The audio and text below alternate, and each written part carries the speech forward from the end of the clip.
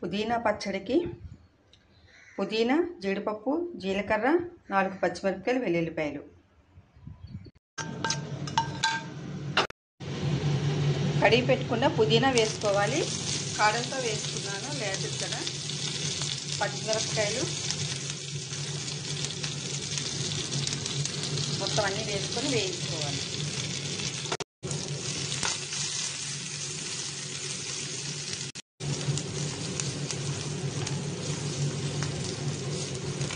ఇప్పుడు stove off చేసుకోవాలి.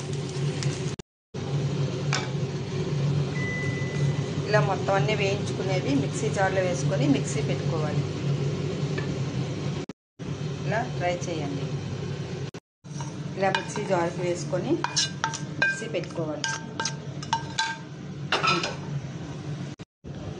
ఇప్పుడు పచ్చిది కడిగి పెట్టుకున్న పుదీనా కూడా వేసుకొని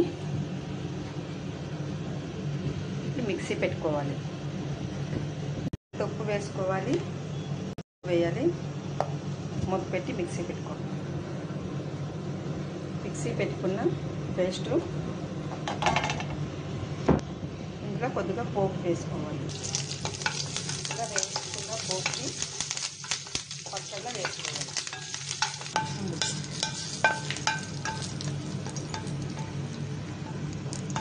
వేయించుకున్న పోపుని పుదీనా చట్నీలో వేసుకోవాలి.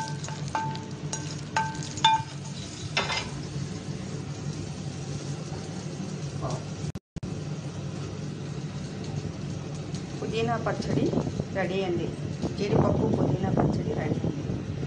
చాలా టేస్టీగా ఉంటుంది. మీరు కూడా ఒకసారి ట్రై చేయండి.